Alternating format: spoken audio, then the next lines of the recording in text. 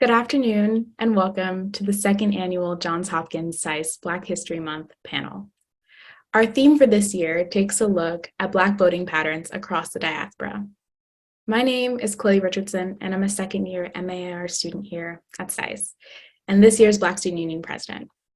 I'll be joined by our illustrious panel of esteemed guests who I'll introduce shortly.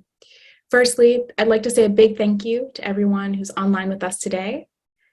As a student organization, it's very gratifying to know that our voices in programming have local, national, and now in this virtual platform, global reach. We're very grateful to all the people who have woken up early and stayed up late to help support us in getting our club off to a running start. Your attendance this afternoon and your participation in our events shows us how dedicated our SAIS community is to educating themselves and doing the work. So thank you.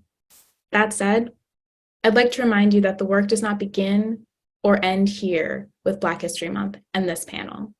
I hope that you engage with this topic and others in your daily lives and take what you learn here and share it in your offices, classrooms, and your own personal communities.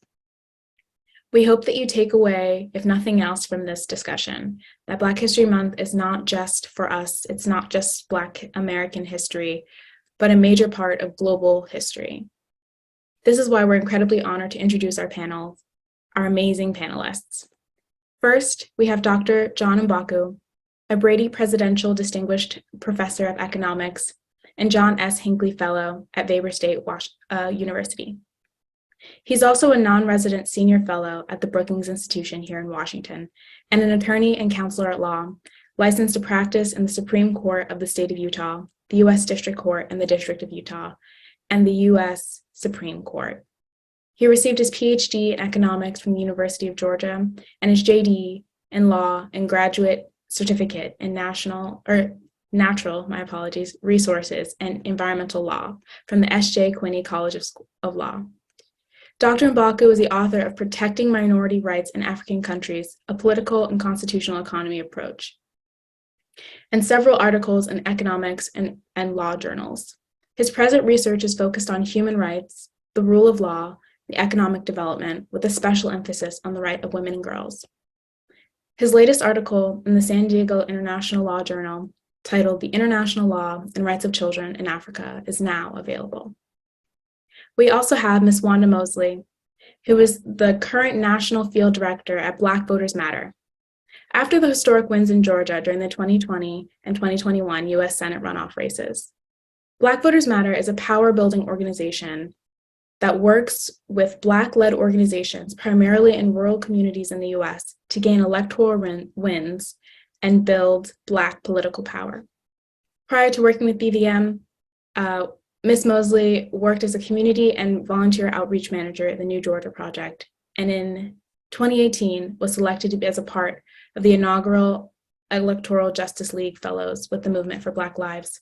She's currently an active member of Delta Sigma Theta sorority and a graduate of Texas Christian University School of Journalism, and she has a certificate in film and journalism and television writing from UCLA. We are also joined with Dr. Gladys Mitchell-Walthour, a scholar, activist, and published author.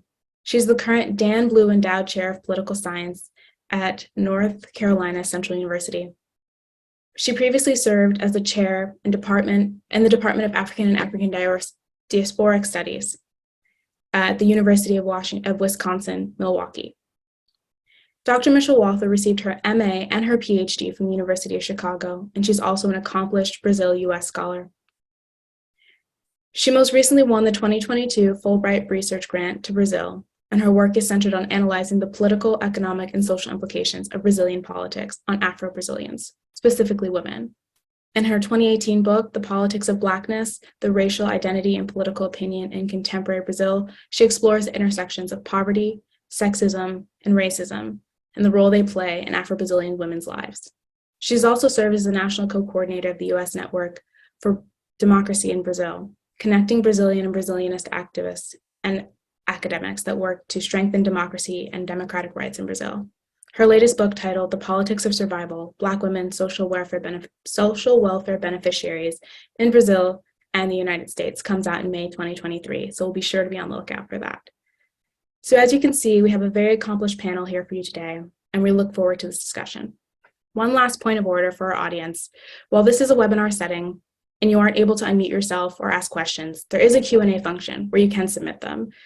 We're accepting questions via direct message on our Instagram and Twitter accounts at SAIS BSU, so feel free to message us there and I'll work those into. Without further ado, let's get into the panel.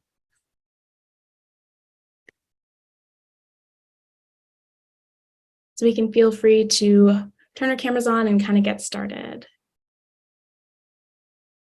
It's lovely to see all of you. Thank you so much for all of your taking your time out of your day. I know for sure I'm personally a little starstruck and very excited to get into this conversation with all of you. I'd like to start with kind of just a general question to kind of throw it out and get the conversation started. I think I want to know, and what most people want to know, is what does voter access and equity look like in your field? And we can kind of discuss those distinctions as we kind of move on. So anyone can kind of start, whoever's interested. I can start because I think my answer is going to be the shortest. So voting is mandatory in Brazil. So in terms of access, there are less issues in Brazil compared to a place like the United States. And also their technology, like their voting machines, their voting technology is also better than in the United States.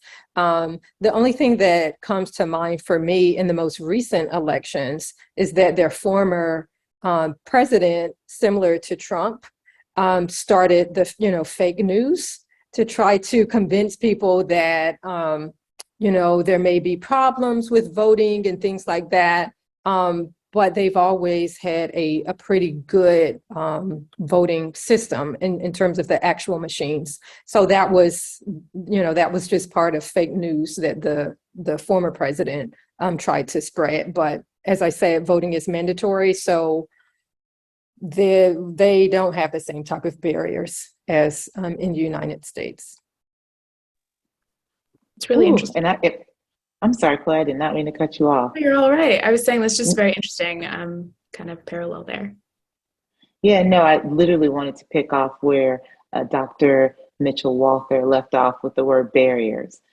Equity and access would look like the elimination of so many barriers that keep Black, brown, and low-wage earning people from being able to exercise their right as citizens to vote.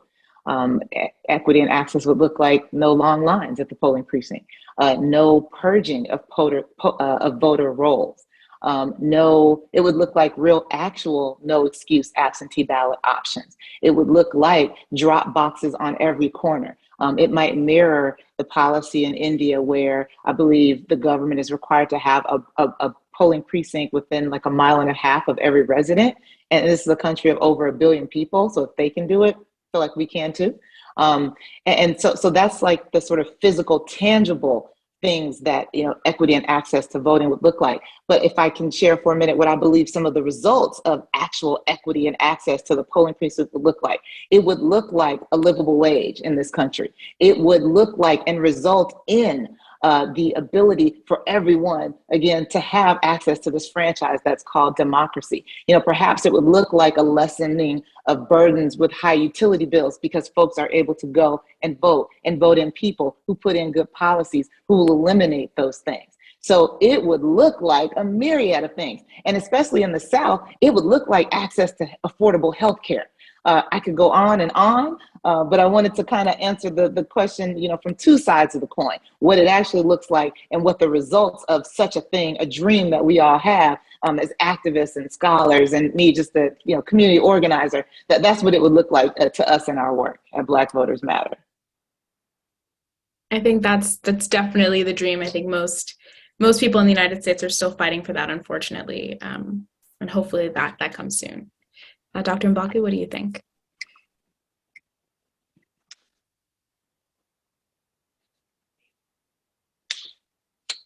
I think you're still muted. Just one quick second.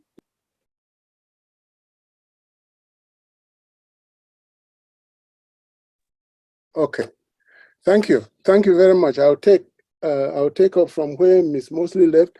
there are a lot of constraints to effective voting in African countries. Poverty is the first one. Poverty actually forces people to put voting aside because of the struggle to just survive. But in addition to that, you have language problems, which you may not have in the US. There are no African countries where language is not a problem. Part of that has to do with the fact that most countries in Africa are usually a combination of ethnic groups that were brought together forcefully through colonialism. So if you look at a country like Nigeria, they have about 400 ethnic groups. Or Cameroon, they have about 250. And each of those groups has a language. And so the countries are forced to use either English or French or Portuguese or Spanish as an official language. Unfortunately, most of the people in those countries do not speak those so-called official languages. So during an election, it becomes very difficult for those who are campaigning for office to bring their message to a larger audience. So what usually happens is that many people don't have any interest in voting, or if they do, they are actually voting blind because they have no idea what the platform of the different candidates is. And then you have other constraints that are imposed on voters by governments, primarily because if you have, like the election we just had in Kenya, if you have an election in which most of the candidates are representing ethnic groups and not the nation as a whole, then the candidate's interest is to have members of his group have greater access to votes and make it much more difficult for others to vote. And in fact, many politicians in Africa have learned from what is going on in the US, where one party specifically tries to prevent supporters of the other party from voting. And so this idea of suppressing the votes of the opposition has become very common in Africa. And then, of course, you have problems with transportation. Many countries in Africa are not accessible to people who live in rural areas. And so if you look at the Democratic Republic of Congo, for example, when they have an election, most of the people who participate in the election are people who live in the urban areas, and people who live in the rural areas don't have any way to go to participate in the vote, either because of language problems, geography, poor transportation, and so on and so on. So there are a lot of problems in Africa in terms of voting, and those problems manifest themselves also here in the US, in that in this discussion, I cannot stop talking about the US because this is where I live. And I think the suppression of minorities in the US has a lot to do with the fact that many minorities in the US, because of difficulties just surviving, don't have the time to learn about the issues that are supposed to be determined by an upcoming election. And so that problem allowed minorities to be disenfranchised, even if they vote, primarily because if you vote and you really don't know what you're voting about, your vote really doesn't count because you're going to place that vote for someone who is not going to represent your interests. What an interesting, I'm sorry, oh, Chloe, I promise we're going to get our timing right, and I promise I'm going to stop cutting you off.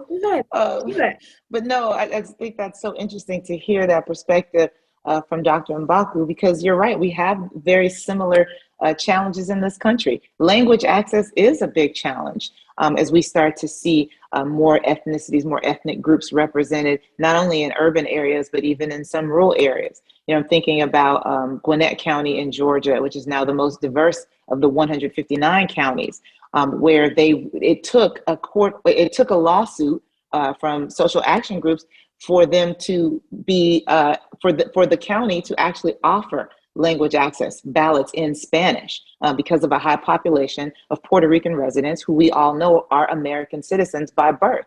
And so the language access, and then again, the livable wage that creates a situation where folks are working 2-3 jobs, extra shifts, so they cannot afford to wait in line 6, 8, 9 hours to vote. It's fascinating to hear these similar challenges, you know, even on the continent. I'm wow, yeah. Yeah, I was going to say something very similar and kind of in that same vein. What I think is probably going to come out a lot, it's going to be a salient theme throughout the rest of this conversation, is how much colonization has kind of played a huge role in how we even view democracy, what are democratic values, how we kind of internalize them and put them forth in our political platforms.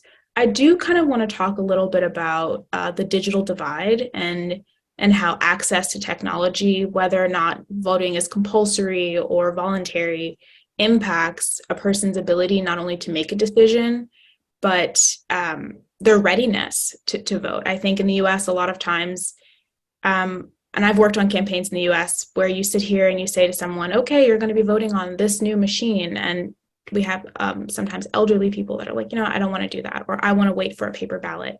But if people aren't trained to hand out paper ballots, that can pose a really big issue. So I kind of want to hear from each of your perspectives how the digital divide and technology has kind of played a role, maybe in the last election or just historically, in your areas of interest. And we can start with whoever is interested. I can start. So I think this is a really interesting and important question. And I think about it not in terms of, you know, learning the technology or how to vote, but it has played a huge role in terms of more of like political knowledge, like kind of the stuff that Professor Mbaku was just talking about. And in the Brazilian case, people have used it a lot, right? So the negative part has been people have been able to use it to spread fake news, right? So that's one part. And some scholars even argue that when Bolsonaro was elected in 2018, that was largely due to WhatsApp and these other platforms where people were able to mobilize using fake news. So that's the negative part or side. But the positive side has been really how Black politicians, Afro-Brazilian politicians, have been able to use it so that even if they do not have a lot of resources, right, they can still use social media platforms. And they have, I believe, have been effective in using it in a number of ways. So one way that I'm thinking about is so for example, the Marielle Franco Institute, they put together a website where it's interactive and they had different themes. So one was about politicians who focus on feminist issues, politicians who focus on race, politicians who focus on LGBTQ plus issues. And so, and they disseminated this so that people could click. And so, for example, if someone was in Bahia and they wanted to know the politicians who were running, who were concerned about Black women's issues, for example, they could use this website, click on their state, find those politicians, and so then they would know who to vote for. So that's one example. They also have a coalition called the Coalition of Black Rights, which started after Bolsonaro was elected. And I think right now they maybe have over 200 Afro-Brazilian organizations under this umbrella organization. They do a lot of social media work. They also had a huge, I guess, conference.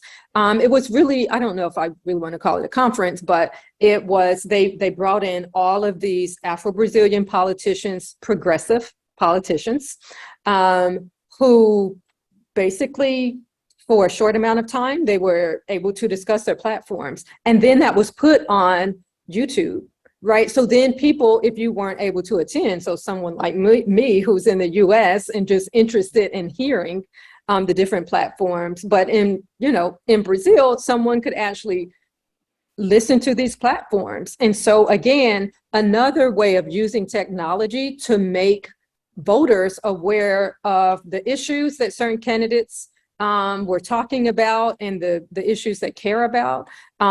Also, there were so many people who got elected in the between the first and second rounds of the presidential election, right? Because there were other people running for office. And so a number of politicians, one who comes to mind is Talidia Petroni, who is in Rio. And she was posting so much about all the work she was doing to mobilize voters between those two rounds, to mobilize people to vote for Lula.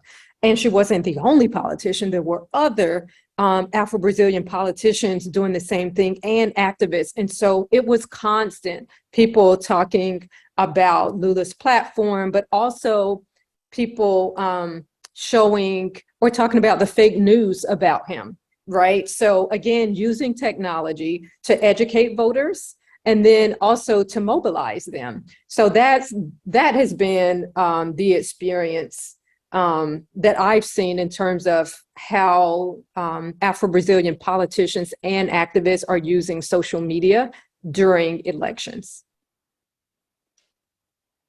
That's really interesting. I think there are a lot of parallels there between the US case as well.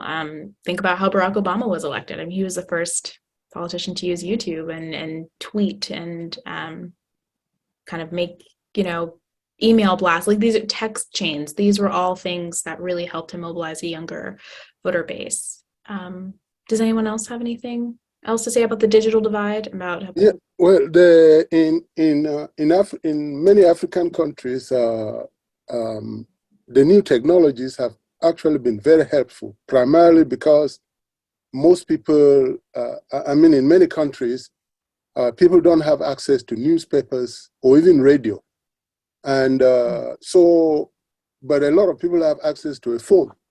And so what has happened is that during the last several years, many Africans have been able to organize themselves and engage in activities that have actually promoted democracy as a result of these new technologies.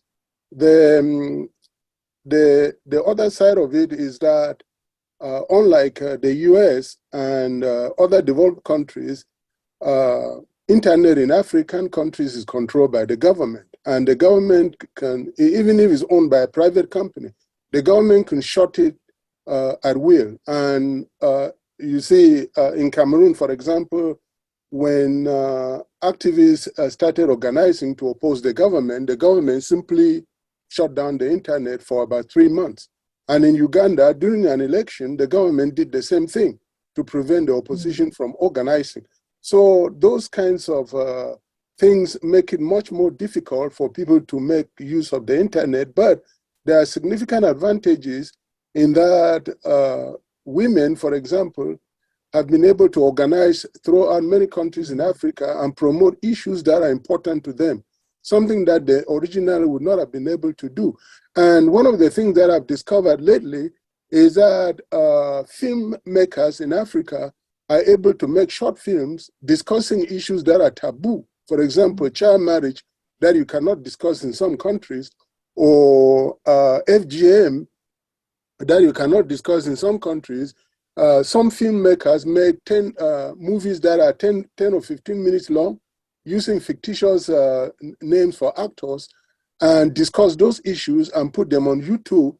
The movies are very cheap to make. And so many of these issues are now being discussed widely throughout the continent, not only during elections, but after elections, simply because you can, if you have access to YouTube, you can promote a lot of issues that are pertinent to different groups within the continent. That's really interesting. I think about how students kind of organize and do activism. I mean, that's the best way to do it, right? Think about TikTok. That's basically I guess, a larger version of that kind of same activism. I do kind of want to shift gears a little bit and kind of talk about how minority status, however that's defined, whether that's sexual minorities, racial minorities, gender minorities, however, how that either informs or impedes one's ability to organize or mobilize or even vote in your areas of interest.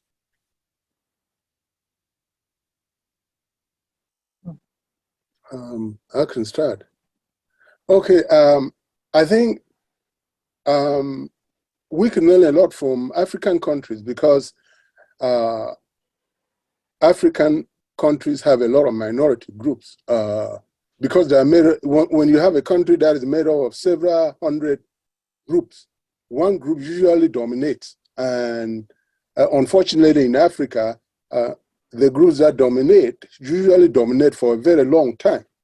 And so the other groups are marginalized, either because they were the last groups to interact with European colonialists. You see, the groups that interacted first with the European colonialists learned the language of the Europeans.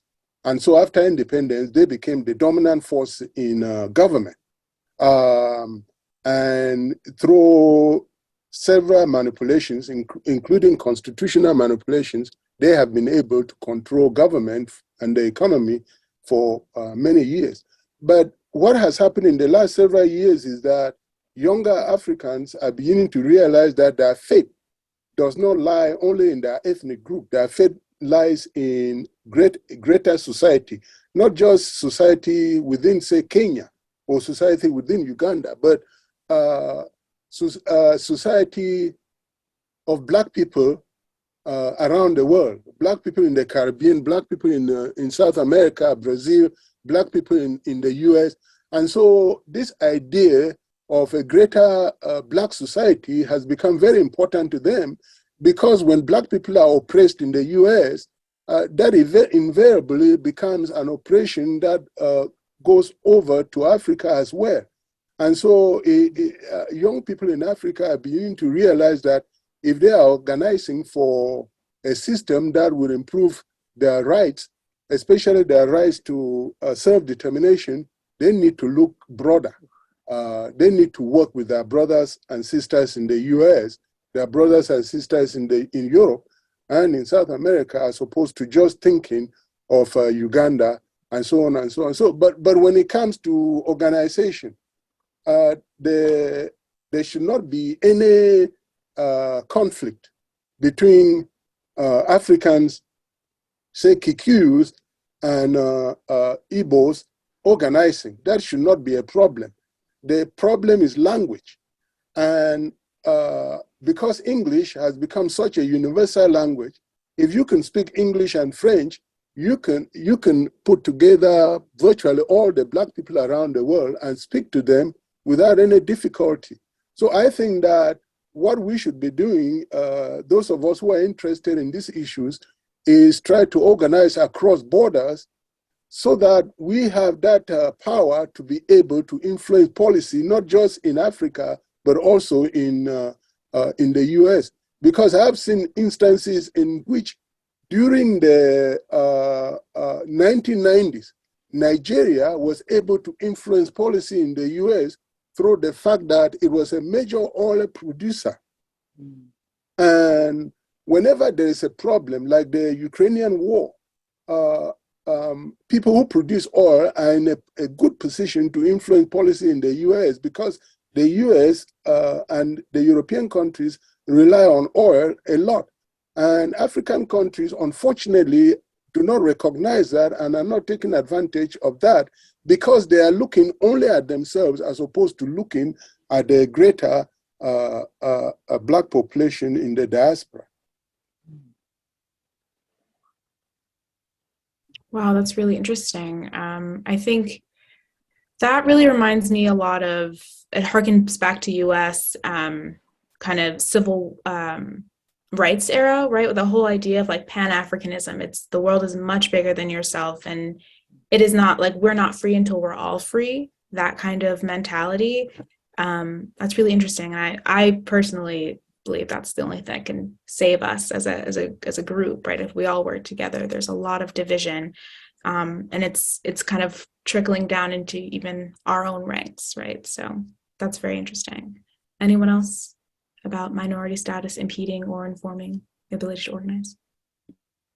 Yeah, so I'll talk a little bit about what's going on in Brazil. So in 2018, Marielle Franco was assassinated, and she was an Afro-Brazilian woman city councilor in Rio, but also an activist. She also stood against the militarization of favelas or low-income neighborhoods in Rio. That, even though we can't say they are Black neighborhoods, they're predominantly Afro-Brazilian. And so after her assassination, there was a huge increase in Afro-Brazilian women saying, we're not going to shut up, we're not going to be quiet, we are going to continue organizing and speaking out, and we're going to run for office, right? And this was throughout the country. And so that's what people did. So many people ran for office, and there were some small increases, but there's still a huge gap between, Afro-Brazilians as a population, and then, for example, their percentage in Congress. So Afro-Brazilians officially are 56% of the population, but they are still hugely underrepresented.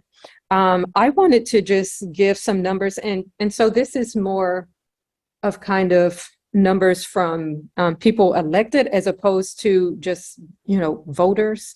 But this is from 2022, the most recent elections in Brazil.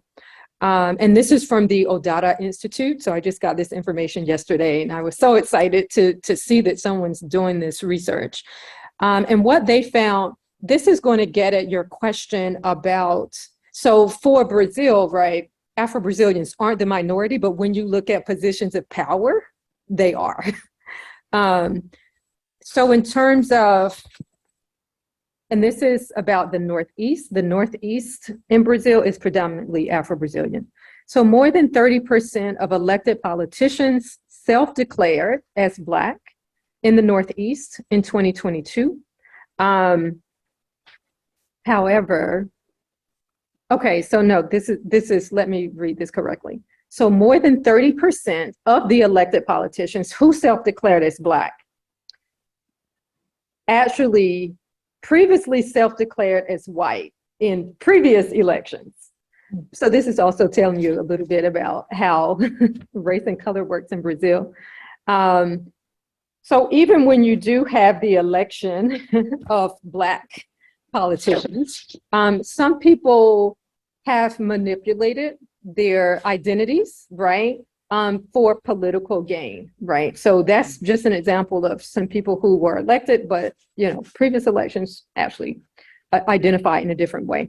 And now these are just some numbers that they reported. For every 6 white men, for every 6 of the white men that ran for office, 1 was elected. And then for every 14 white women, 1 was elected. For every 16 Black men, only 1 of them were elected. And then for every 42 Black women, only 1 of them were elected, right? So that shows you that it's very hard for Afro-Brazilians to get elected. And we can always, talk about why that is, but those are just some of the numbers. Some of the other interesting numbers, or some of the other interesting findings that they have here, is that they also looked at Black women activists and the difficulties of them getting elected. So in the Northeast, only 3 states in the Northeast elected Black women activists for state deputy. And then for federal deputy, there were Black women activists such as Vilma Reis in Bahia, Beyonce, Marta Rodriguez, who did not get elected. So that's just, again, to show that women coming from activist backgrounds, Black women, is very difficult to get elected. And then the Marielle Franco Institute has done some excellent research looking at, for those who do get elected and who have an agenda similar to Marielle Franco in terms of, human rights, fighting for low-income people, youth, Black people, women, we could go on and on. Those people tend to face threats, right? And these are actual threats, like people saying, I'm going to do X, Y, Z. And then, of course, for Marielle Franco, they did actually assassinate her. So what the Marielle Franco Institute talks about a lot of times in terms of what makes it so difficult for Afro-Brazilian women, even when people do mobilize and say they're going to run, and if they win, then they face threats of losing their life, right? So they talk about the issue of femicide, not only, in civil society, but also for elected politicians. It's a real problem in Brazil.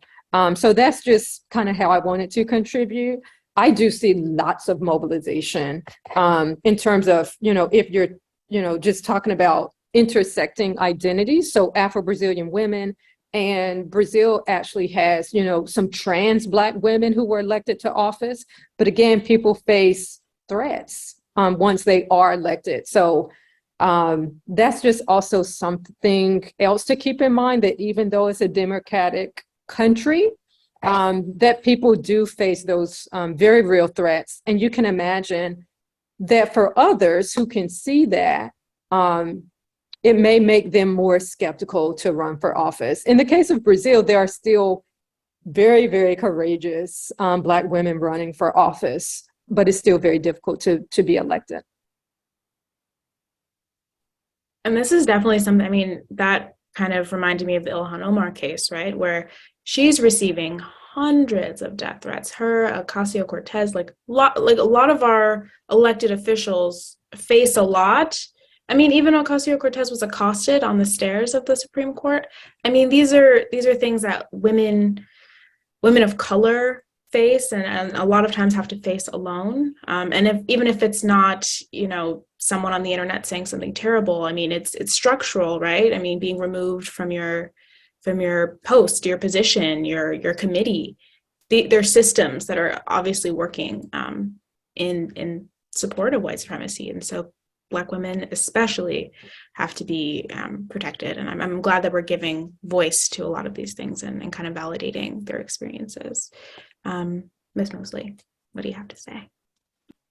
Yeah, I think just sort of in, terms of, minority status, I just kind of think of some of the, obvious implications for Black people, just not having enough numbers to elect people who would create good policies that would benefit from us.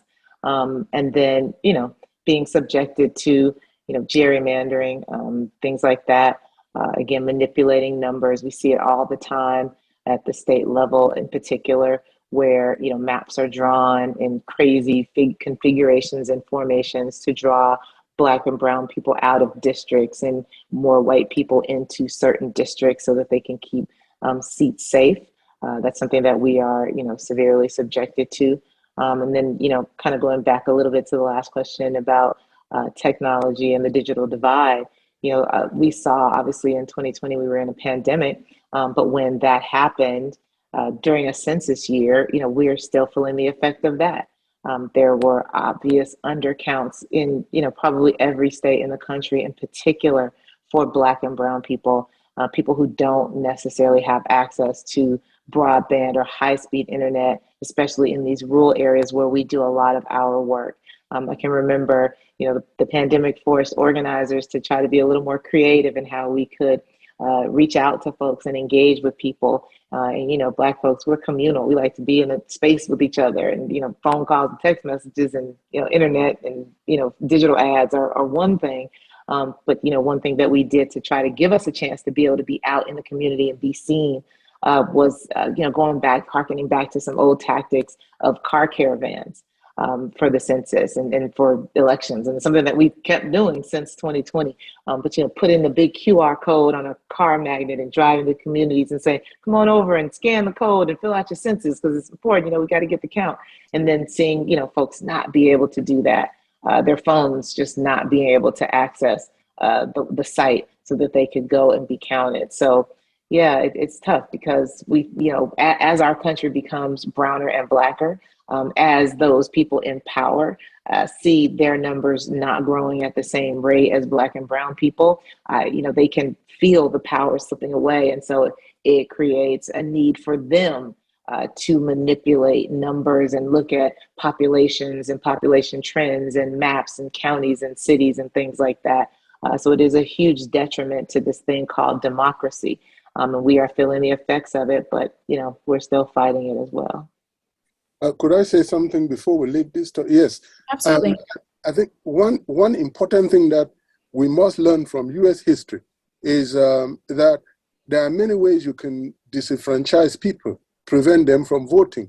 And the problem here is that we often look at the actual practice of getting somebody to the poll as being the process of disenfranchising or creating fewer voting booths. And so on and so on. But there is a more sinister way you can prevent people from participating in governance, and that is through education.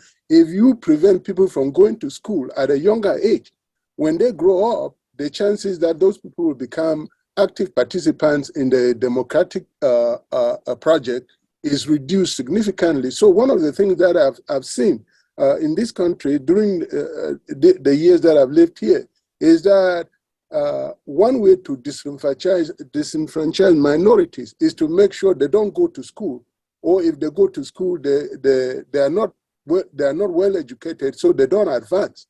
And you have two things there. Number one, they are not going to be able to understand the issues involved in an election. For example, I was talking to a student here about critical race theory, and he was telling me that is junk science. And this is a Black student. He was telling me that is junk science. And I asked him, do you know what it is? Of course he did. He had no idea what it was. And so that's one way to disenfranchise people. The second way is that the less education you have, the less likely you're going to be able to get a steady job that would allow you to earn enough income to support yourself, so you wouldn't have to worry about taking a few hours out to go and read a platform that somebody is presenting, or take a few hours out to go and vote. And so by keeping minorities uneducated and poor, you basically guarantee that they are not going to participate in governance going forward. I think what's interesting on top of that, when we talk about things like critical race theory, is whether that's in the US or elsewhere, there's this misconception that we think that, this is a white families on a generational level are sitting down and discussing how can we keep people of color down.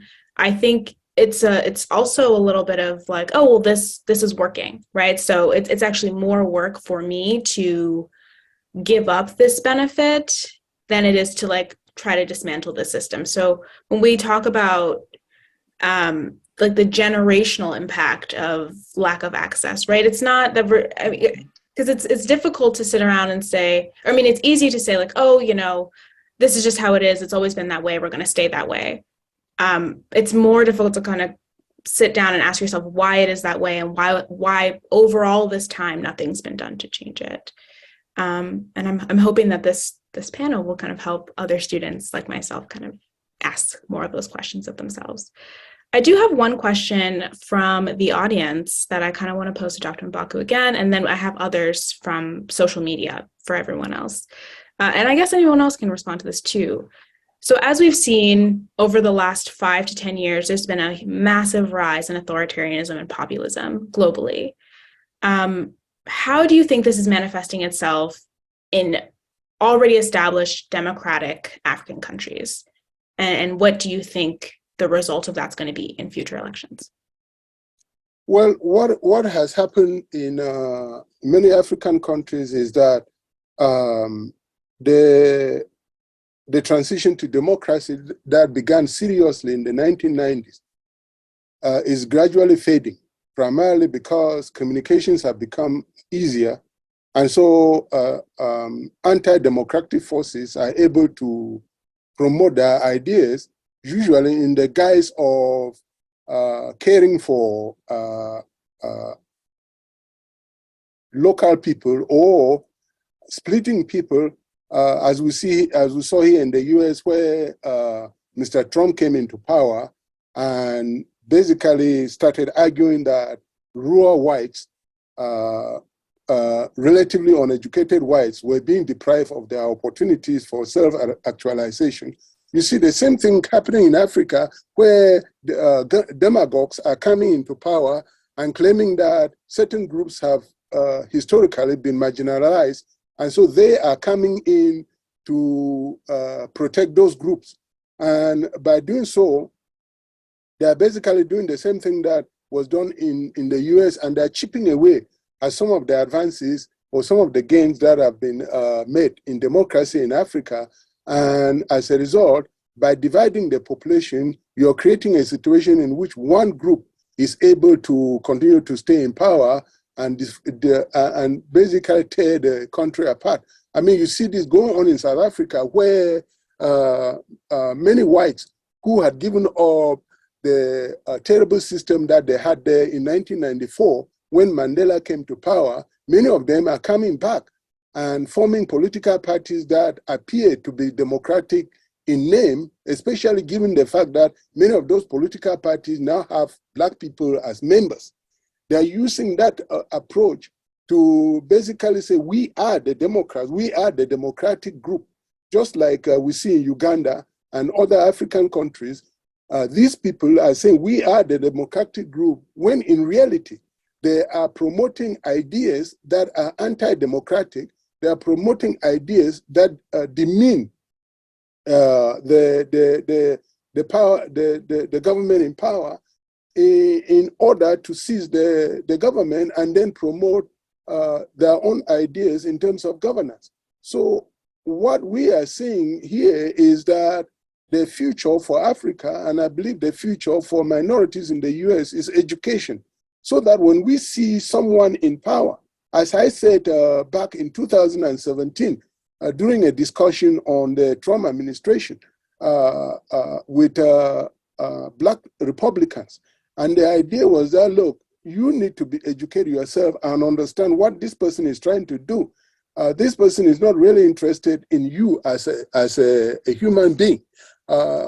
This person is trying to use you to be able to promote ideas that are unique to the constituency that he really promotes or that he stands on. And so that's what I think Africans need to do, educate themselves so that they can understand what their leaders are trying to do and be able to build a system that allows for the participation and the empowerment of not just some groups, but all groups, and make sure that historically marginalized groups like women and girls are not continued to be marginalized.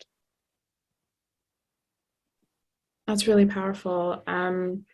Something that's also kind of been on my mind, and I kind of, my apologies, I'm thinking about this from an American context, but this question's for you, Dr. Mitchell-Walthour.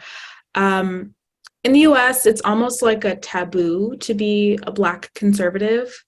I want to kind of understand how Black conservatives are received in Brazil, and if this has any social or, I guess, political either benefits or drawbacks for them as they participate.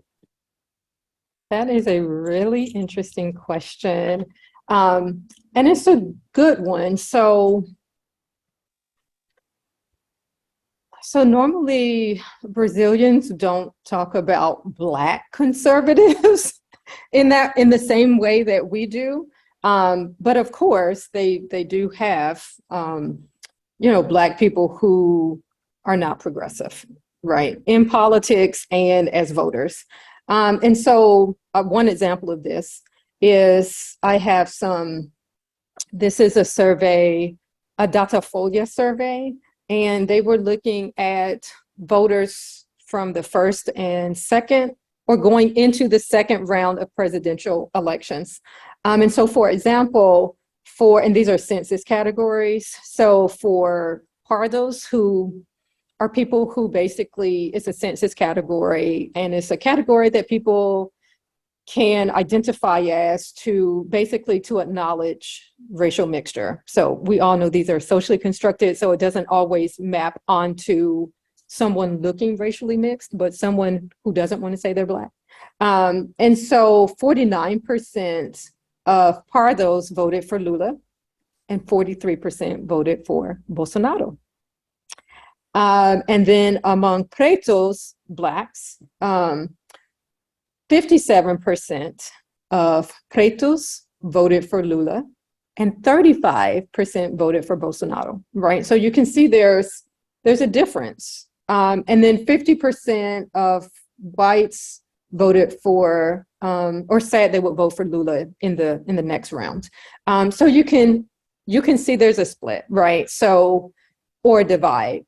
And when Lula ran before, when I did some previous research, what I found is that in general, most for the cities that I studied, which were Salvador, which is 80% Afro-Brazilian, Sao Paulo is 33% Afro-Brazilian, and then the other city, well, for that work, those two were the cities that I looked at, and then I later looked at Rio.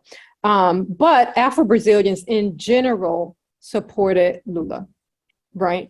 But it's very different than the United States, right? So in the United States, we don't have numbers like that where they're split, right? We have a small increase in Black men, right, who voted for Trump, for example. But still in general, Black men tend to vote for Democratic politicians. And so I guess in terms of conservatism, the thing that I find interesting is, so looking at Brazil, you just have to know that interests are varied, or political party affiliation. And in Brazil, they have over 30 political parties. But some of them you can kind of like, categorize like, okay, these are on the left, these are on the right, these are kind of like in the middle. But they do have more variation than we do in the United States. So that's one thing. However, I do think, and in my first book, I was looking at this notion of Black group identity, which in the American context among African Americans, there's a notion of Black group identity in terms of people identifying with their, basically people believing that they are part of a racial group because they believe that the experiences of other Black people affect their lives, basically. So I looked at this concept in Brazil, and I actually found in the three cities, Salvador, Sao Paulo, and Rio, I found high levels of Black group identity, which is not something that, the political science literature would expect to find, right? Because there's still this notion that Brazil is so unique and so different. But you can see more of that. You do have more Afro-Brazilians, especially Black activists, talking about Black people as a group. And it's easier to do in Brazil because of things like police brutality. Their numbers are way higher than the US. It's, pretty extreme in terms of the high numbers of Black people who are just, who are killed by the police. So that has helped to mobilize people in terms of being able to use that discourse. But the other thing that I wanted to come back to, which is kind of related to this topic, but also something that keeps coming up in terms of education. So what I found, this is for the book I have coming out. I think we have to make sure that we don't always blame either uneducated or low-income people for the outcomes of elections, right? And I see it a lot in studying Brazil, but I see it sometimes in the US as well. And the reason I wanted to talk a little bit about my work here is that my work was basically interviewing Afro-Brazilian women, social welfare beneficiaries, and then also interviewing Black women social welfare beneficiaries in the United States. What I found was that the women in Brazil, so I do know that I'm talking about a small segment of the population, and that is because I really wanted to get at intersectionality and what do we find when we're looking at all these different intersections. So for political knowledge, the political knowledge question that I have is, can you name a political party? The numbers or the percentage, I'm sorry, I don't have it in front of me, but it was much higher in Brazil than in the United States. So in the United States, can you name a political party? Some of the women could not. And this was in Charlotte, Chicago, and Milwaukee, right? So that percentage was lower. But the interesting thing was that in both countries, a high percentage, and when I say high percentage, I'm talking about over 80% of the women voted for leftist candidates. And in the United States, so even though our political knowledge was lower, the women voted at rates similar to Black women in general, and in a similar way, right? So in general, Black women in the United States have high levels of political participation, and they vote for Democrats. Very similar. Almost all the women who voted in the sample in the United States voted for Democrats. Similarly, in Brazil, most of the women voted for the leftist candidate, right? So at the time, it was Dilma Rousseff from the Workers' Party. I went back to Brazil in 2022 and interviewed a similar population. So not in Salvador or not in large cities, but in some smaller cities, with women receiving, Afro-Brazilian women receiving Auxílio Brasil, a social welfare benefit. And 89% of those women said they would vote for Lula, right? I do realize, of course, that where I did my research is in the Northeast, right? Where people are more likely to vote for Lula. And I do know this is different, right? Depending on which part of the country, because people are able to mobilize through fear, right? So Bolsonaro, his was, oh, we need to have a tough on crime platform because, it's dangerous. There are gangs and things like that. So he can mobilize people, including Afro-Brazilians, through that type of rhetoric, right? So it's going to be different in different parts of the country. But my point is that it's really important, first, not to blame low-income people, but also to realize when we look at the intersection of identities, race, class, gender, you get different outcomes, right? So perhaps if I was just looking at low-income people in general, I would get different trends. Or if I'm just looking at Afro-Brazilians in general, I get different trends, right? But when we look at these intersections, you find some really interesting information. So I think that's important. And then kind of going back to your question about conservatism, it depends on the platform, right? But when I'm looking at, these intersections in particular cities in Brazil, right? I'm not generalizing for the entire country. I'm not talking about Rio or other places.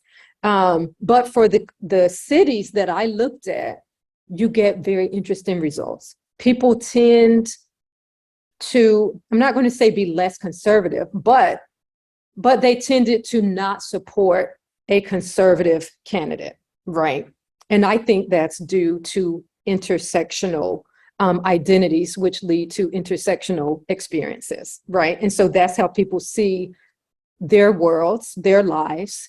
And so they vote for the candidate who is going to best support policies that will improve their lives, right? So if they know that Lula supports social welfare or supports other policies that can benefit them, they may vote differently than someone voting out of fear or someone even if they have a low education, right?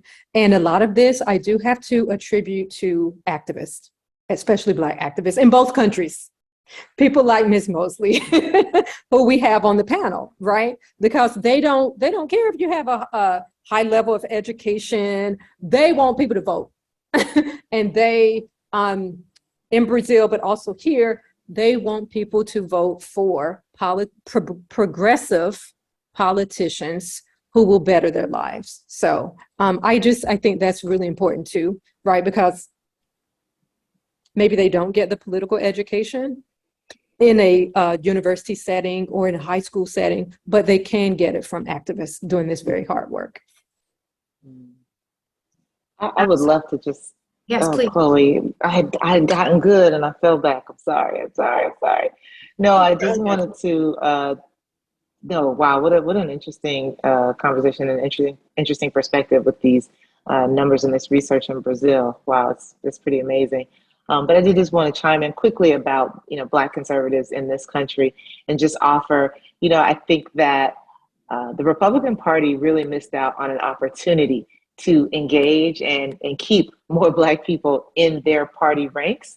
If we look at, historically, Republicans were the ones, the lesser of evils, we'll just say. I think about some research that I've done looking into the state of Kansas, where I have a ton of family from, and thinking about how back in the early part of the last century, voting was legal for Black people. There was no fight really for voting rights. It was something that was afforded to them.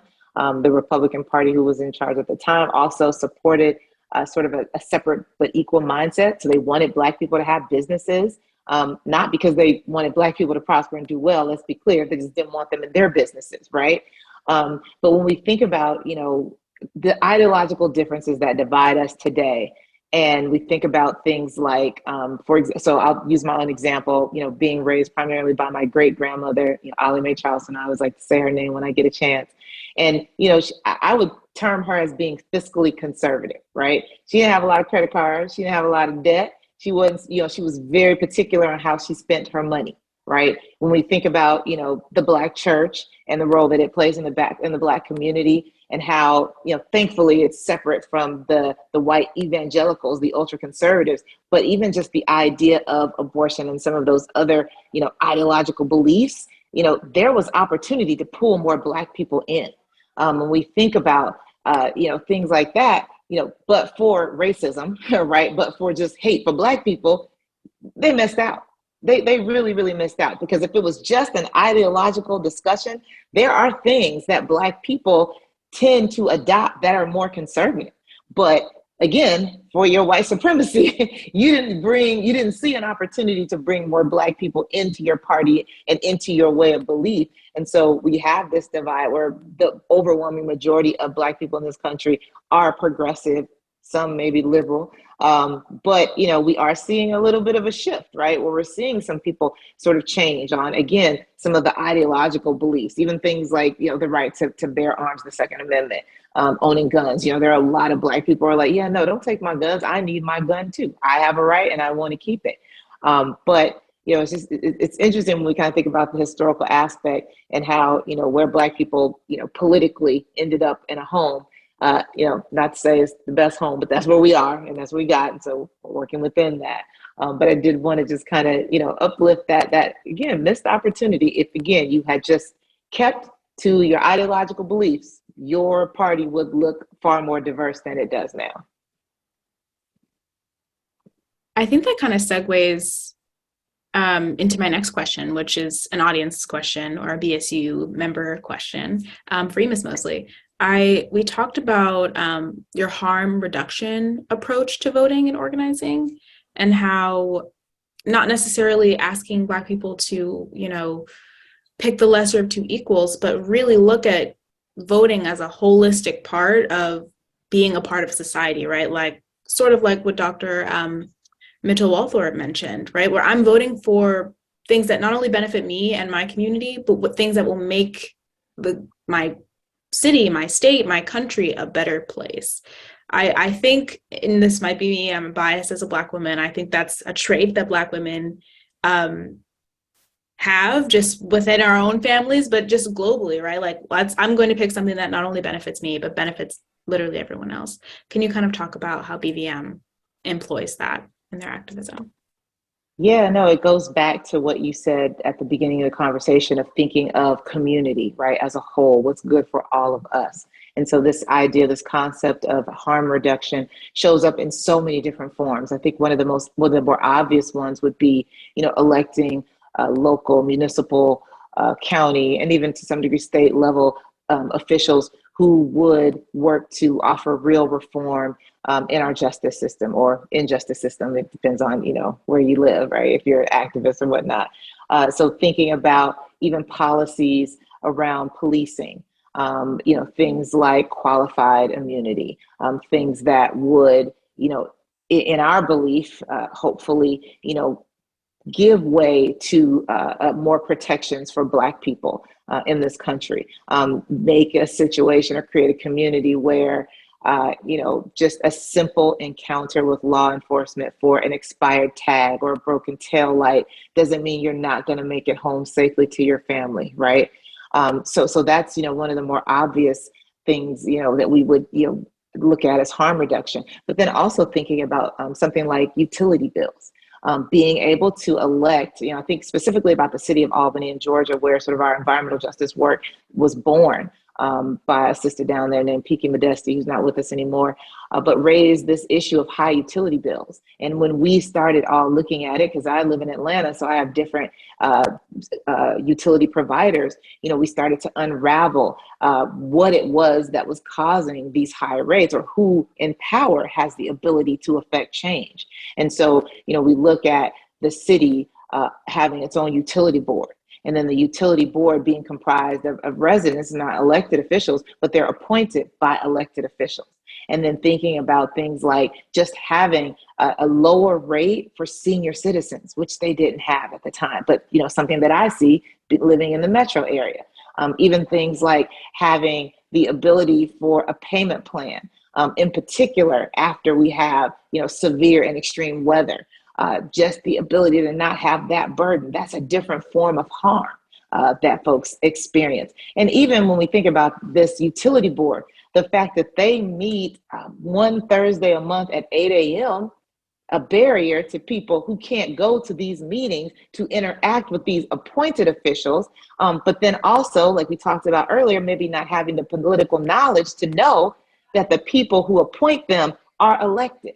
And so, there was a lot of work done at the grassroots level back in 2019 in particular to make this an issue during a very hotly contested mayoral race. Talking to the mayor about, what are you going to do? What have you done, the incumbent mayor? Why should I vote for you again if my utility bills are still high? And then thinking about the city commissioners who were on the ballot, who again appoint these members to this utility board. So just thinking of all levels of this problem, this issue, and how it starts to interact and intertwine, and what we can do with the power of our vote to create this type of harm reduction. And so again, I could talk about other instances, even just having access to clean drinking water. We see the crisis that's happened in Michigan. We see what's happening right now in Jackson, Mississippi. And we think about, what is going on in a small town in South Carolina, Denmark, where they have a situation where the state placed a chemical in the municipal water supply because they thought that it was going to clean and make the water safer. But in reality, that chemical had not been deemed safe for consumption by the FDA, so caused more harm. We think about what's happening right now, even in the state of Texas, where they had a winter storm 2-3 weeks ago. People are still feeling the effects of that. And the fact that there is no accountability at any level of government right now to say, why does this keep happening in our state? And then all of us learning, myself included, even though I went to school in Texas and I was born in Texas, learning that Texas has its own grid. And so in some ways, realizing the opportunity for accountability is even greater there, because you're not talking to the federal government, you're talking to your state elected officials, you're talking to city and county people, telling them that you also need to press for change.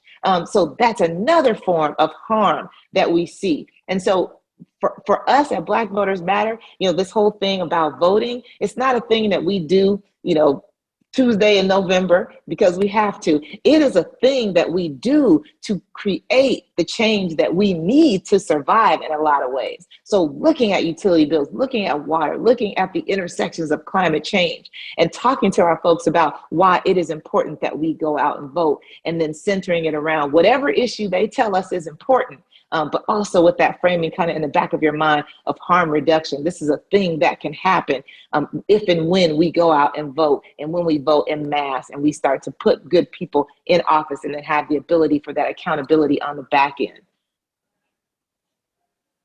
Yes, all of that. I think another question that I have as a student is, and I think lots of graduate students and whoever's going to be watching this later on is wondering, it's like, great, so we've kind of amassed all this information. It's readily available to us on the internet. We have organizations like Black Voters Matter with, you know, multiple locations all throughout the country. We have opportunities to organize on social media. How can I, as an individual, whether I'm in a city or you know, a rural space, how do I act on this information? And what can I do in my daily life to make a difference for other Black people, not just myself, and even if I'm a non-Black person, right? Like, what can I do on the individual level? Or does this kind of work require organization? And I can go to anyone. Ooh. Yeah, so yes, requires organization, and yes, there's a lot that you can do as individuals. I think that, you know, if we start to break down voting and elections and building power in electoral spaces, Black political power, we should always think local. We should always start at home, literally on your block, literally in your community.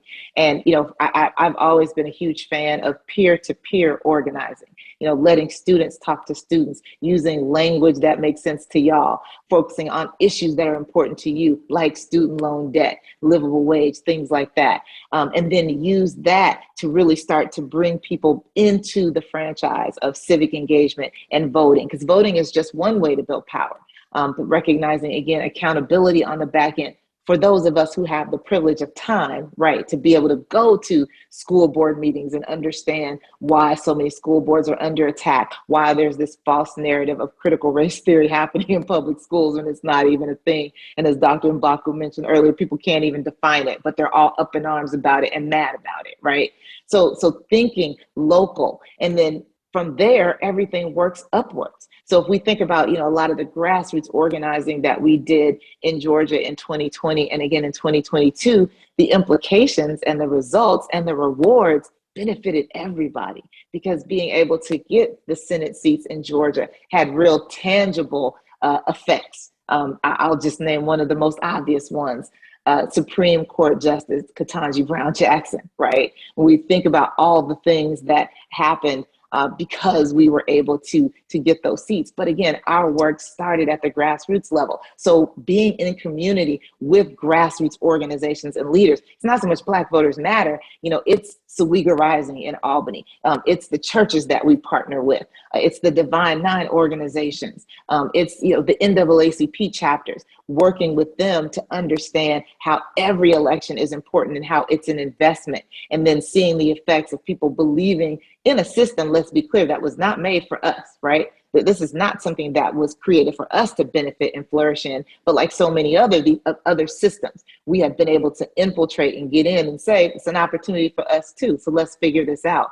But then again, seeing how that trickles up and how we were able to create record turnout year after year, in spite of all of the voter suppression tactics, which are becoming, you know, more and more sophisticated and more nuanced and more targeted year after year, because, you know, we keep breaking records and they know they're losing power. And so, you know, pull and push.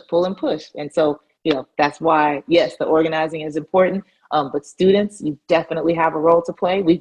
History tells us we haven't had any real success in movement work in this country without the voices and the work of young people. When we think about SNCC and all the other organizations from, you know, the civil rights movement. And so it's the same today. That nothing has changed there. One thing that I would challenge any student listening live or after on the recorded message, look at polling precincts on your campus. Do you have one? Has it been closed recently? Is there a challenge to close it? What's the percentage of Black and Brown students? What is the percentage of a voting precinct where your campus lives? And think about, the fight to keep those open, and think about the attacks of trying to close those and why that is happening. So that's a challenge that I would issue to students who are listening here with us. So I would just like to add to what Ms. Mosley was saying, because I think it's both things. So it's individual, right? Individual acts that you can do, but also working in organizations or just coalition building. And so I'm thinking about just historically, Black people around the world have always worked together, right? So I'm thinking about Malcolm X. I could, go on and on. Angela Davis, she has went to Brazil so many times, right? The person that I just mentioned, Marielle Franco, who was assassinated, her sister, Anielle Franco, was recently appointed as the Minister of Racial Equality. She's a member of Miss Mosley's sorority, and she graduated from North Carolina Central University, right? Along with these other HBCUs that she attended. So Black people have always been in dialogue with each other, in conversation, but also working together. So I think we have to continue doing that. I'm just going to mention the U.S. Network for Democracy in Brazil, because it's a grassroots group here in the US where people can become involved. There's also the Washington, Brazil office, which is more of a working on policy, but also bringing together Brazilians and Americans. And then my involvement has been with bringing together African Americans and Afro-Brazilians to work together. And I think there's just so much that we can learn from each other, right? So the US, when people talk about the US in the future, they talk about a country where Black and Brown people are going to be in the majority. Well, in Brazil, Afro-Brazilians are in the majority, but that doesn't guarantee political and economic power, right? So there are some things that we can learn from what Black Brazilians are doing now. And the last election was just amazing, just in terms of seeing the number and the people appointed by President Lula in different offices. So the Minister of Justice, Minister of Human Rights, and things like this. A number of them, including, Anielle Franco, who I just mentioned, but also Silvio Almeida, they have been to the United States so many times, have been in conversation with activists and scholars here, right? So coalition building among Black people, I believe, is really important. And students can do that. So I'm always talking to my students about what's going on in Brazil, because many people don't know. Some of my students, not only at North Carolina Central, but other places where I've taught, they didn't even know there were Black people in Latin America or Black people in Brazil, or that the percentage was so incredibly high, right? So just being in conversation sometimes is enough to start building, right? And a lot of Black activists in Brazil already know about what's going on in the US. So they know about Black Lives Matter. They know about organizations such as Black Voters Matter, who are doing this important work, right? And so then people are like, oh, well, how can we do something similar in Brazil? Or what have we already done in Brazil, but maybe using the model that they are using there, maybe we can be more effective. And I remember I was on a panel a couple years ago, and I was just talking about the number of phone calls that I received every day from all kinds of organizations, asking me to vote for Joe Biden, or asking me to vote for Hillary Clinton, whoever, was running for office.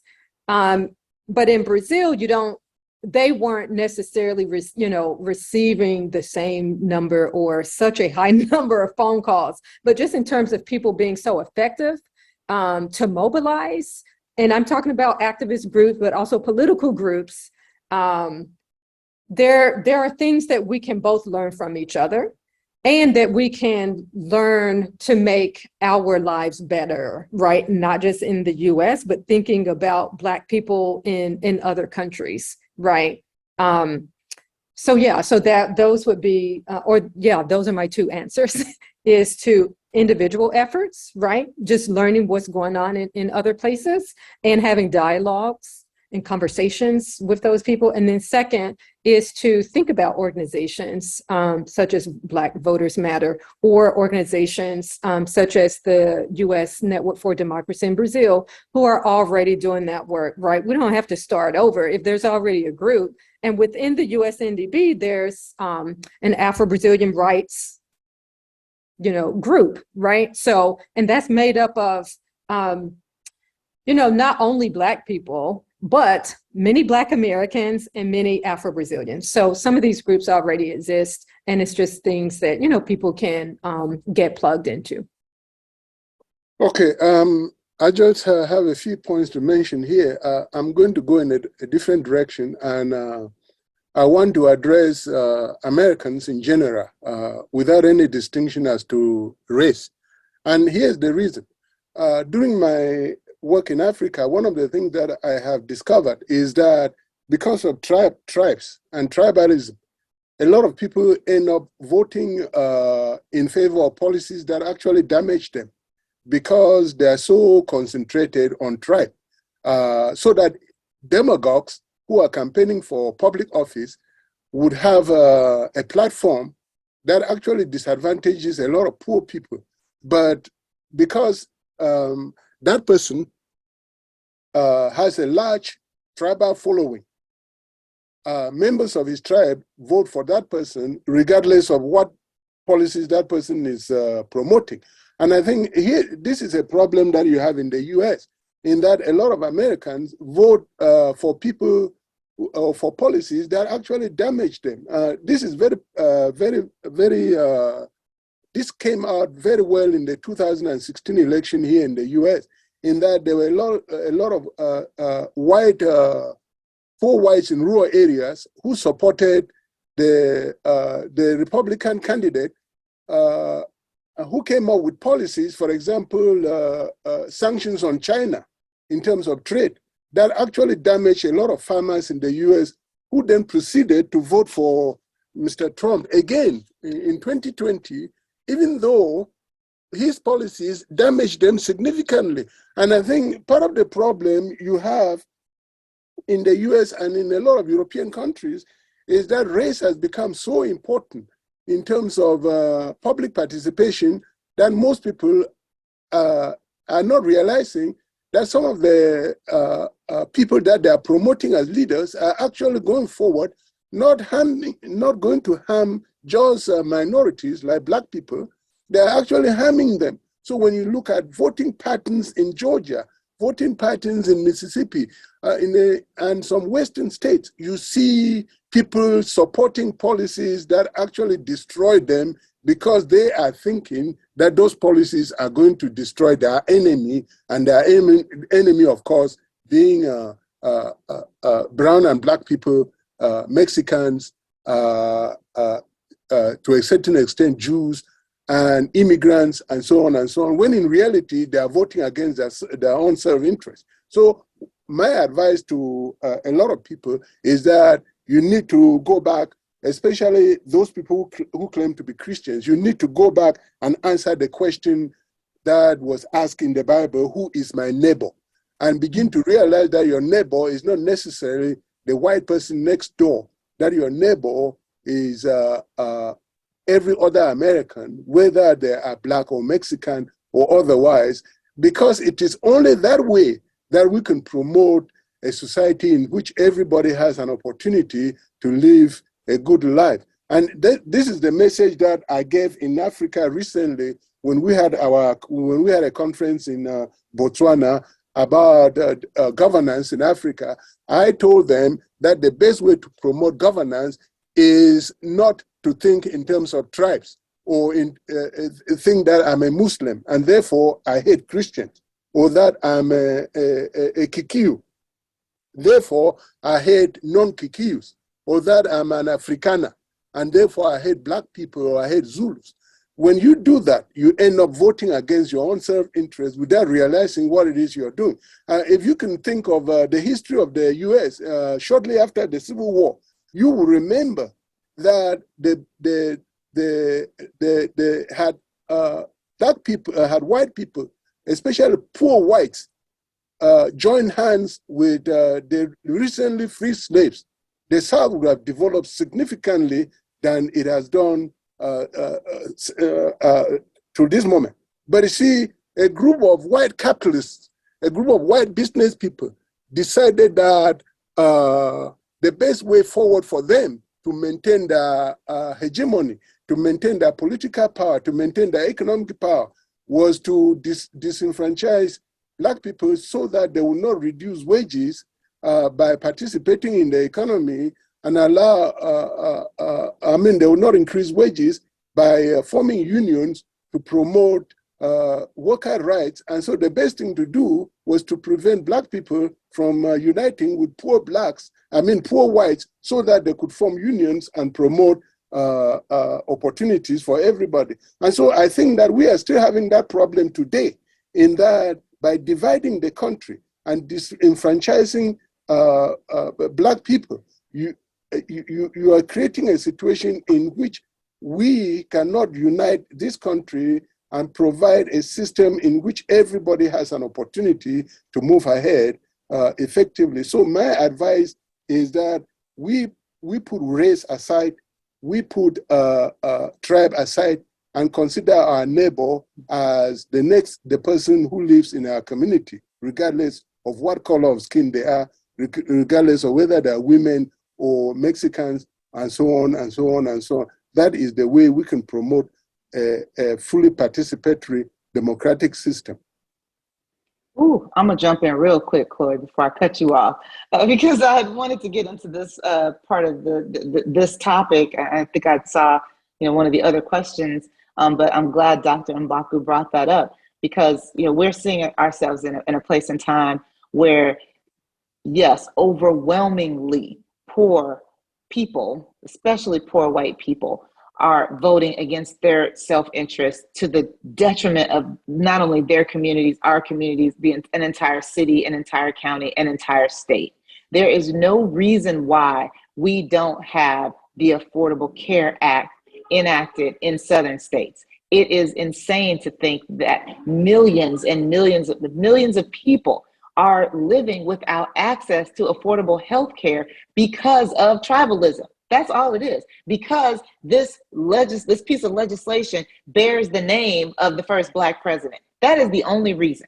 The state legislators have dug their heels in. They refuse to accept it, knowing that even in polling, people say they want it, right? Clearly we need it. We're trying to come out of a pandemic where we saw the effects of not having access to healthcare.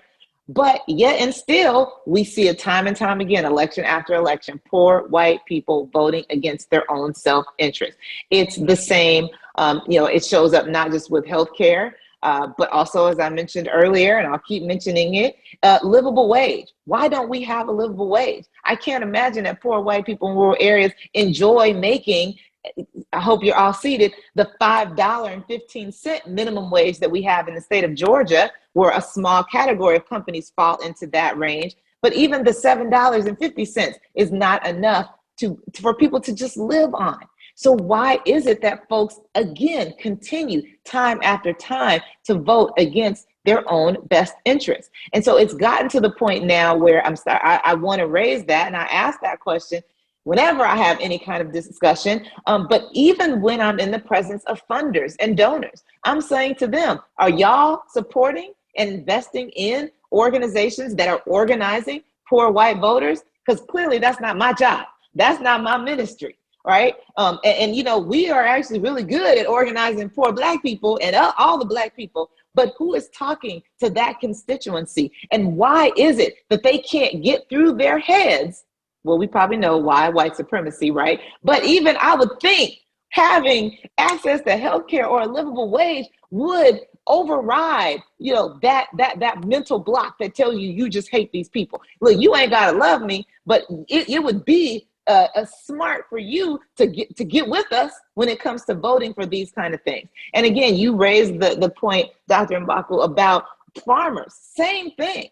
The plight of Black farmers is a little worse because of systemic racism and barriers that keep them from getting the no to low cost loans that a lot of white farmers can get. But it's the same thing. You're voting in such a manner that you are going to destroy an institution that has been a part of this country since before it was a country. You are going to decimate that to the point where we're not even going to have local farmers anymore. It's all going to be corporate and corporations growing whatever it is that capitalism dictates or says is going to give them the biggest return on their investment.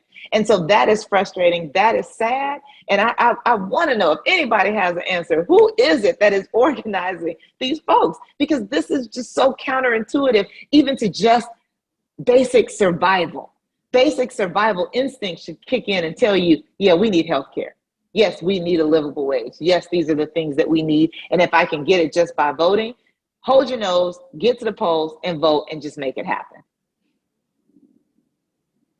That's really profound and definitely something that our Hopkins Votes student organizing team talks about. We spend a lot of time in the DC area trying to organize sometimes disenchanted local Black voters. So I think because I don't want to run out of time before I ask this question, and this is like the silver bullet question that everyone wanted me to ask.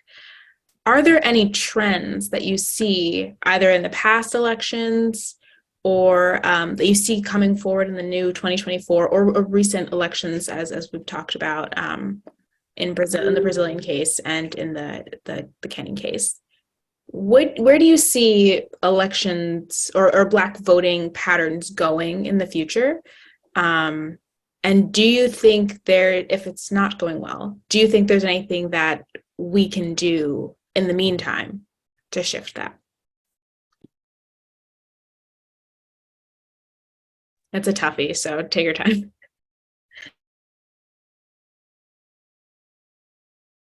I think it's hard for me because I'm thinking, where do I want it to go? As opposed to,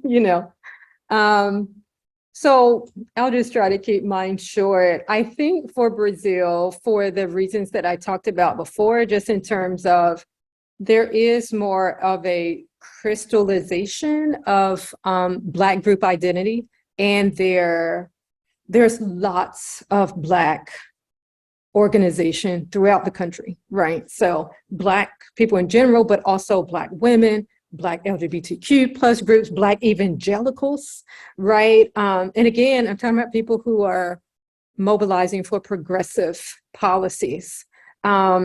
So I think, actually, yeah. So I think I can envision that there will continue to be increases in Black representation in Brazil. And I'm thinking about, in Congress, but also at the state level throughout Brazil. Do I think that in, 2 or 4 years that they are going to have parity with their population? No, I don't think it's going to happen that fast. But I do think that just in terms of trends, I do think the trends will continue. But again, that's also, I hope that the trends continue. And I can imagine the thing that's also difficult about Brazil, which I forgot to mention, is that the percentage that Lula won by was very small, right? Less than 2% in terms of like the difference between Bolsonaro's vote share and Lula's vote share, right? So this wasn't like a watershed type election. And there are still people in Congress who are Bolsonaro supporters, right? So it's still difficult, right? Lula will probably be able to, have more dialogue, right, than someone else who was elected, just because that's his personality and his record. But it's still not going to be easy, right, to push progressive policies and agendas, because there are still Bolsonaro supporters in Congress. Like there are still Bolsonaro supporters organizing, like right now in Brazil and in the United States. Bolsonaro's in Florida. He still has his supporters organizing, right? So that makes progressive policies difficult. But I do think in terms of voting trends, that yes, we will still continue to see some increases. They may not be dramatic, but we will see increases in Afro-Brazilians elected to office, in Afro-Brazilian women elected to office, at the state level, at the local level. Yeah, so that is how I will end. I'll just mention that I'm seeing a disturbing trend in the conservative Republican Party putting up unqualified Black candidates, thinking that Black voters are so simple-minded that we will just vote for someone because they look like us. I think that's also highly and fully disrespectful for them to think so little of us as a voting bloc. Because Black people are actually quite savvy voters. Now, I want to acknowledge that oftentimes ballot initiatives are intentionally written to confuse even the most educated people. But in terms of voting and how and what they're voting for, a lot of Black people are actually quite savvy. What stumps them are these access to barriers. So closing polling precincts, purging people from voter rolls, long lines, all of those kind of things. But this trend of just putting up unqualified Black candidates just for the sake of running them, I think it's something that we are going to continue to see. I think it's frustrating. I think that it's also quite sad to see a Black man. I think we probably all know who I'm talking about, being used like that and being made to look like a puppet, and putting him in a position where he couldn't have been that comfortable, but maybe he's a really good actor. But that being a United States senator is a very important job, and to see him on the campaign trail talk about things like werewolves and other just nonsensical things, it's kind of painful as a Black woman to watch a Black man being used like that. But he's a grown man. He let himself get used. He allowed the puppet strings to be attached, and he played along in the game. But I think we're going to see more of that. I think we're actually going to start also, if they learn anything, start to see more qualified Black candidates actually get on these ballots, right? I think about, I didn't know anything about the representative from Florida who was nominated to be the speaker, along with a whole bunch of other people. I don't know, at one point I thought they might throw my name out there. I don't know. But Donaldson from down in Florida, I didn't know anything about him. I'd never heard about him. But come to find out, he voted against legislation that would protect voting rights. So, I just did this whole long rant about poor white people voting against their own self-interest. And here you have a seemingly intelligent, educated Black man who wants to act like, there are no problems with voting in elections and that Black people aren't being targeted by voter suppression tactics across the country.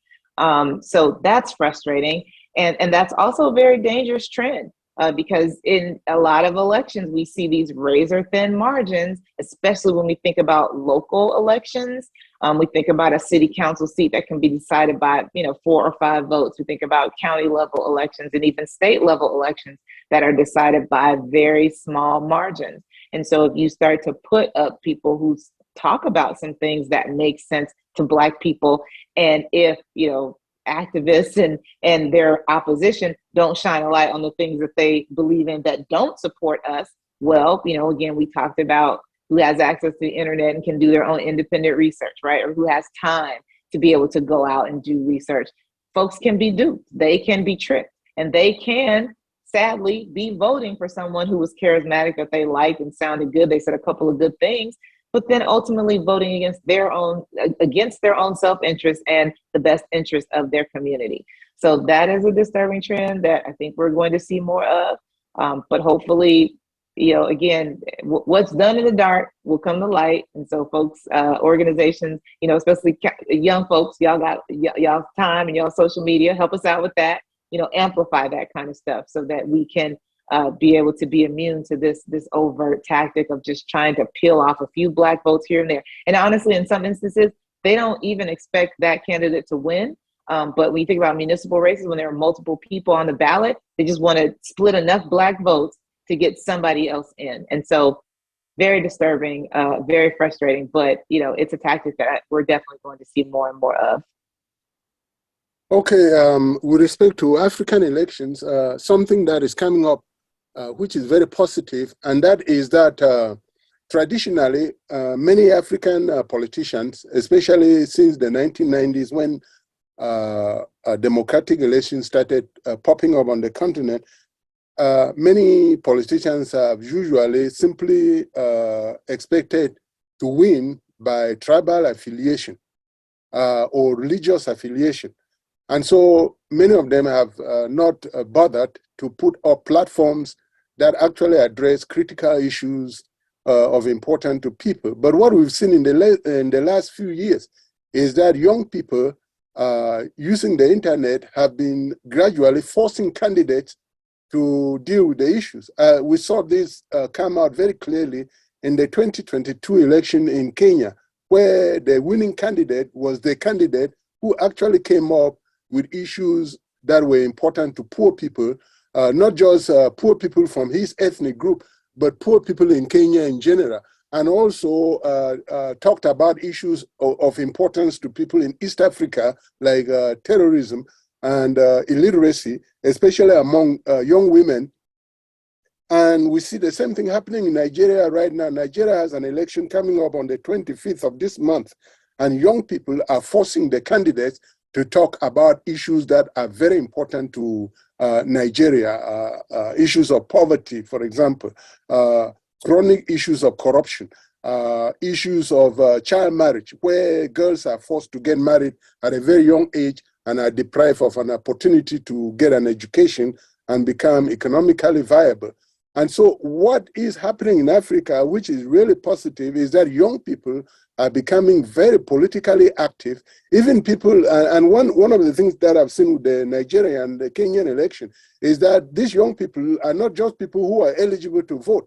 There are young people who are only 15 years old. They are not eligible to vote, but they are getting involved using TikTok and other platforms to educate those people who are eligible to vote in their own languages and bring up issues that are very important, issues that candidates usually don't want to discuss because they don't want to alienate some groups, or issues that candidates don't want to discuss because they think they're irrelevant.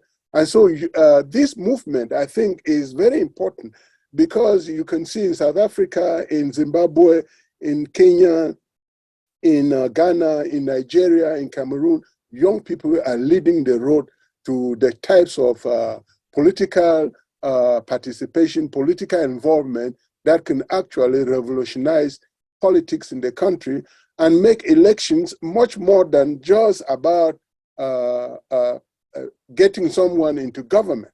Because elections can also inform. If candidates come up with the appropriate platforms, they can provide an opportunity for people to articulate ideas that are important to them and force candidates to discuss those issues. And even if those candidates don't win, the fact that those issues have been made part of the political system is very important. And I think that this is something that we need to also continue to do here in the US, because when I talk to friends here about Black Matters, Black Lives Matter, for example, the opposition is really incredible until you start talking about the content of what that really means. And some people start saying things like, oh, I didn't know that's what it meant. I thought it was blah, blah, blah. It was this and that. And so one of the things that we need to do is that through this activism, we can provide the kind of political education that will allow people to understand that some of these issues that we are fighting about, think of the early 1960s farm movements in California that actually ended up benefiting much more than just migrant workers from Mexico. It improved working conditions for people all over the country, including people who were working in industry, in manufacturing. And so one of the things that I think we need to do, and that is to allow young people to be able to participate and articulate these ideas and promote this, promote our democracy, remembering that democracy is a work in progress, and its survival depends on continuous work, primarily by young people who tomorrow will become the leaders. Thank you. That's really powerful and kind of inspiring, I guess, as one of those young people. I think that's something that we're all at SAIS, and everyone who's watching this is interested in kind of contributing to. So that's very inspiring. I do want to leave. We do have a few minutes left. I want to give you each a last word to kind of plug upcoming books or upcoming events or any opportunities that you want to share just with the bigger community.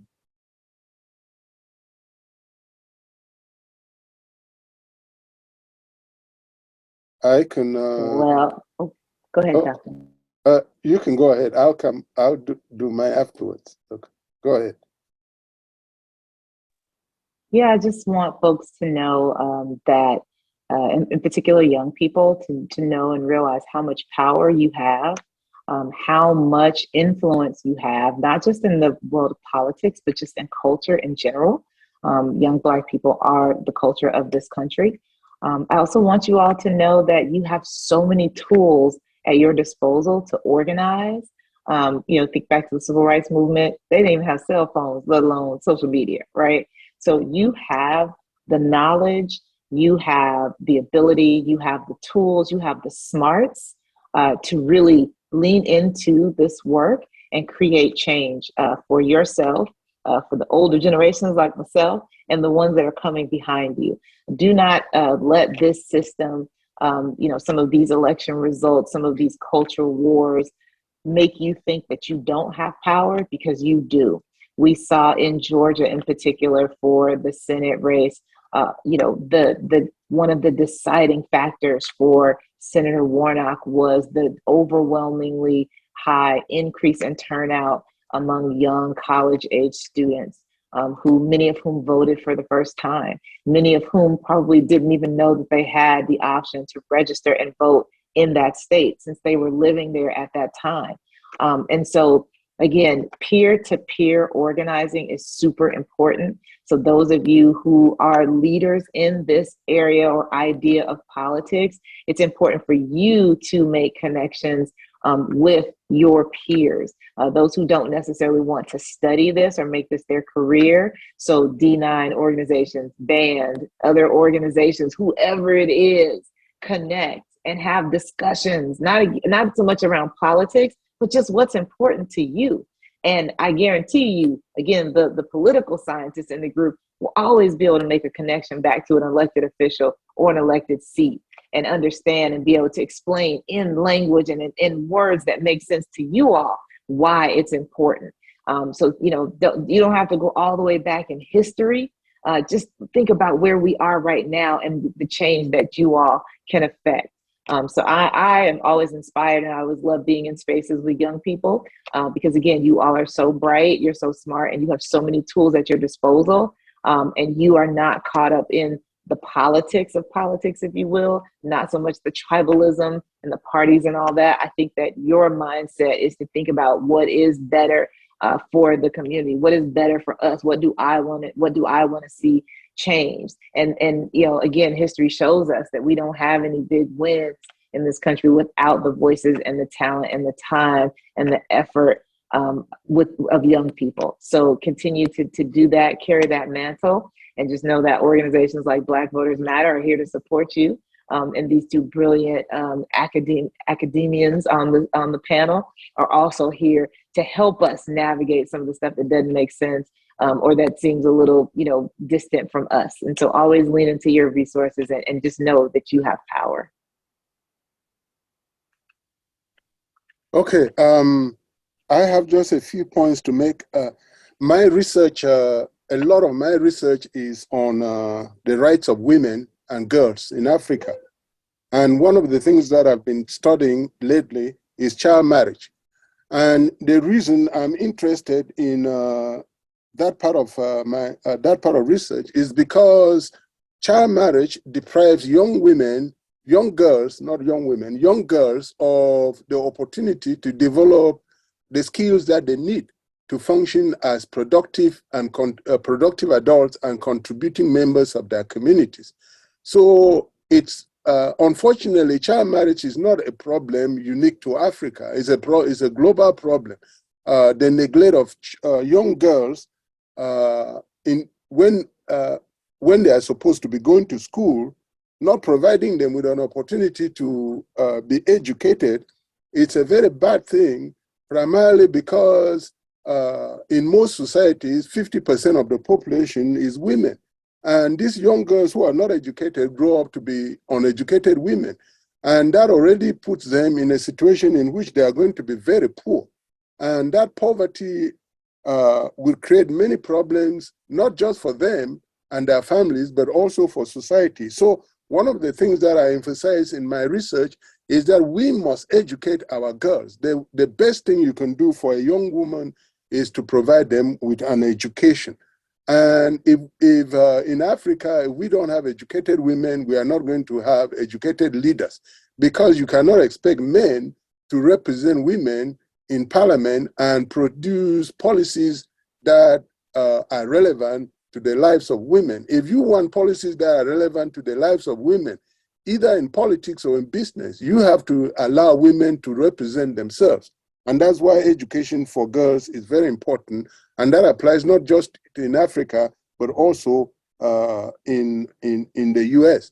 Now, the second point that I want to make is that one of the things that we have around the world is that when white people see Black people organizing to promote some idea, most white people believe that that has nothing to do with them. And so they either don't support it or they try to oppose it. When I was teaching at in Georgia, one of the things that I used to hear was that around February, when you have Black History Month, most of my white colleagues, my white professors would tell me, well, I don't have anything to do with that. What do I have to do with Black History Week? One of the things I tried to explain to them that the necessity for Black History Month had to do with the fact that there was a distortion in US history, in that Black people are trying to make sure that US history remains US history, as opposed to just a history that distorts the role of Black people in the development of this country. And so when you see Black Lives Matter, if you are a white person, don't simply conclude that that has nothing to do with you. Because what many of these groups are trying to do is to reconstruct a society in which everybody belongs, not just Black people, but both Black people and white people and Mexicans and everybody else. And so, as someone once said, a house divided against itself cannot stand. The best way this country can stand as a strong country is if it is united and everyone is considered as a member and no one is considered as less than a member. And so what I tell my students is that the best way to promote democracy in the US is to promote a system of governance that includes everybody. And the final point I want to make here is we as citizens of the world should not be afraid of history. I think Americans are really afraid of history. This is one of the reasons why Florida is banning so many books, because they don't want their children to learn about the real history, what happened in this country. I mean, I went to school in Africa and I learned about slavery in the US. When I talk to a lot of students, many of them have no idea what slavery really was all about. Or the Civil War in the US. Many of my colleagues that tell me that the Civil War was about states' rights. and that it had nothing to do with slavery. You see, this is primarily because many Americans don't understand their history. We need to understand history because it is through understanding history that we learn how to navigate the future. If we don't know what our history is, we are not going to be able to move forward effectively. And to do that, we should not be afraid of history. We should not be ashamed of history. History is history. Slavery occurred, slavery happened, and there's no reason for us to try to start saying that it didn't happen or that it happened, but it was done in so and so manner.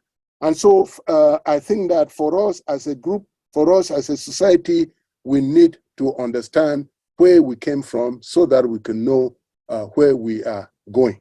Thank you. Okay, so I'm going to second Ms. Mosley and Dr. Mbaku. Everything they said. So I'm going to do more of first of all, I want to thank you, Chloe. This was an excellent panel. I have learned so much from the other panelists. I'm just very excited that you put this together. And I'm going to take advantage of the other part that you said we can do in terms of promoting our work. So this is my book that was published by Cambridge University Press, The Politics of Blackness. This one is one I talked about in terms of learning more about Black group identity in Brazil. And then the other book that I have that focuses on Black women in Brazil and the US who are social welfare beneficiaries, that one comes out either in May or August. And that one comes out with, or will come out with Columbia University Press. In terms of events coming up at North Carolina Central, we are going to host a symposium on March 21st. So I don't know if anyone will be in North Carolina, but if you are, we are going to host a symposium on Black women and politics. And I have and instead of in because we're not only talking about politicians, but Black activists. And we have women coming in from Brazil. We will also have some scholars and activists from the US. So that one will also be recorded. So I will post that on social media. So for people who can't make it, you'll be able to see it. But those are some current events. Thank you all so much. Please send us the link so we can also put it out for all of our SAIS members here. Thank you all so much for taking the time out of your day. I know we're ending a little bit. We might end right on time, which is great. But I just want to take some time and really clap it up for all of you all doing the research, doing the work, taking the time, explaining it to us in ways that we can understand, imploring us to kind of continue in that work is very important. And it's something that, as much as we say, it's great, I'm going to read a book, it's this interaction is really the most important part of graduate school in general. So thank you so much. And thank you to everyone else who's still on the line with us virtually. I want to give a huge thank you to SAIS IT, SAIS Events for helping us, give us this platform and giving us the space to do this. If you were only able to stay for part of the discussion, it has been recorded and it will be online. If you want the recording, you can go on our SAIS YouTube page, or you can email us at saisbsu.edu.